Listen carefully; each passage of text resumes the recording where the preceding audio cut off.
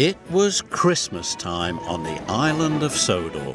The Fat Controller's engines were busy. The snow made their journeys difficult. They had to work hard to deliver passengers and goods to their destinations on time. This made the engines feel very reliable.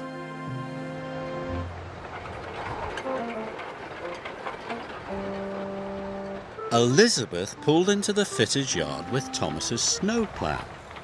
"I don't need that silly old thing," puffed Thomas. "Stuff and nonsense," steamed Elizabeth. "You can't be a reliable engine if you can't get through the snow." That made Thomas cross. "You know I'm reliable. I just don't like my snowplow."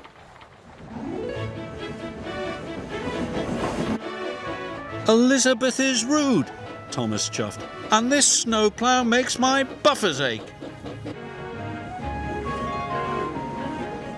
Later, Thomas saw the Fat Controller talking to Elizabeth. "The Sodor Pudding Factory is snowed in. Their Christmas puddings must get to the docks before the ship sails for the mainland." "Let me do the job." "I need you on your line. Besides, Elizabeth knows those roads well. She's very reliable." "I'm reliable too," huffed Thomas. "Apparently not reliable enough," Elizabeth chuffed. Now Thomas was crosser still. The snow was heavy, but Thomas arrived at every station right on time.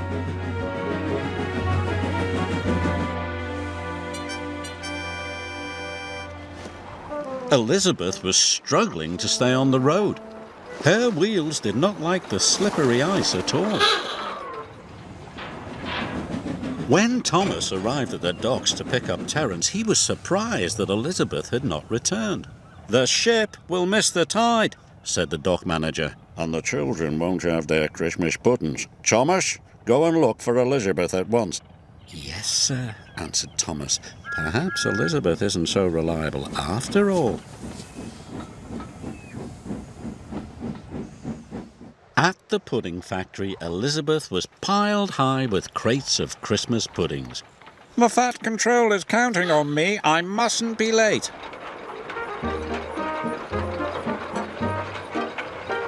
She chuffed onto the icy road. Suddenly, she was on a steep hill. Her driver applied the brakes. Elizabeth slid out of control into a deep snowdrift. Poor Elizabeth.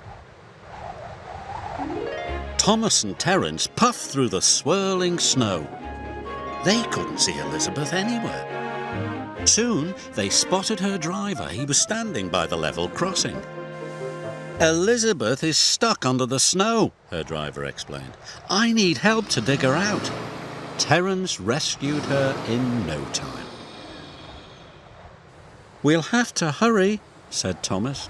"It wasn't your fault, Elizabeth. It's the slippery roads." Elizabeth felt much better.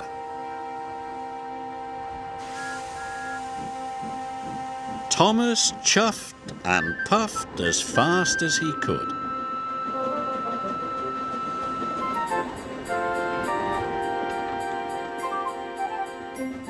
They reached the docks just in time. The Fat Controller was delighted to see the bakery crate and that Elizabeth was safe and well.